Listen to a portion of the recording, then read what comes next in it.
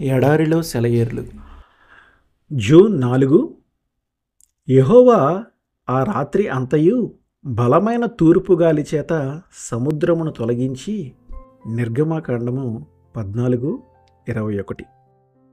రాత్రి సమయంలో దేవుడు ఎలా పనిచేస్తాడో ఈ వచనంలో ఉంది. ఇది ఎంతో ఆదరణకరమైన వాక్యం. ఇజ్రాయేలు వారి కోసం దేవుడు జరిగిస్తున్న నిజమైన రక్షణ కార్యం. వాళ్ళు మెలకువగా ఉన్నప్పుడు జరగలేదు, ఆ రాత్రి అంతా ఆ పని జరిగింది.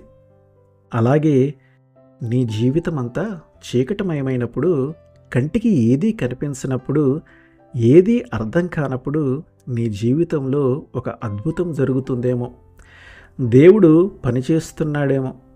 రాత్రంతా ఆయన ఎర్ర సముద్రం గురించి పనిచేశాడు. ఉదయం కాగానే రాత్రంతా జరిగిన పని ఇశ్రాయేలీయులకి కనబడింది. ఇది చదువుతున్న మీలో ఎవరికన్నా ప్రస్తుత కాలం అంతా చీకటిగా అనిపిస్తున్నదా? చూడగలనని మీలో నమ్మకం ఉంది, కానీ ఇప్పుడు మాత్రం ఏమీ కనిపించడం లేదా? మీ జీవిత గమనంలో అపజయాలు ఎదురవుతున్నాయా? దేవునితో అనుదినం నిరాటంకమైన సంభాషణ కరువైందా? అంతా అంధకార బంధురమైపోయిందా? ఆ రాత్రి అంతయు దేవుడు సముద్రాన్ని తొలగించాడు. రాత్రి అంతయు అనే మాటల్ని మర్చిపోకండి.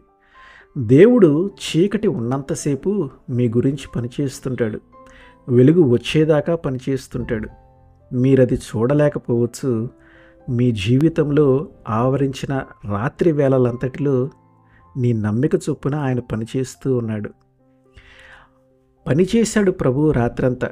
ఎగసిపడే అలలతో, ఉప్పొంగే పెనుగాలితో, ప్రవహించి పారి ముంచెత్తే వరదతో వేచి ఉన్నారు దేవుని పిల్లలు. ఆ రాత్రంతా ప్రాణాల అరచేతిలో, శత్రువు కనుచూపు మేరలో, ఎదుట దయలేని సాగరాన్ని చూసి దిగాలు పడుతూ చీకటి కాటుకలా పేరుకుంది. ఆ రాత్రంతా గుండెల్ని కమ్ముకుందా కటిక చీకటి. దేవుని కృపాకాంతి కూడా పక్కనే నిలిచి ఉంది. కళ్ళల్లో ఒత్తులేసుకుని చూశారు ఆ రాత్రంతా. తూర్పు తెల్లవారింది. సాగరంలో గుండా దారి ఉంది. పనిచేశాడు ప్రభు రాత్రంతా అంటూ పాటలు పాడారు. నిర్భాగ్యపు హృదయమా, ఈ రాత్రంతా నివాయించుకొని ఉండలేవా నిరీక్షణతో? తెలియదా ప్రభువు పనిచేస్తున్నాడు ఈ రాత్రంతా? ఆమేన్.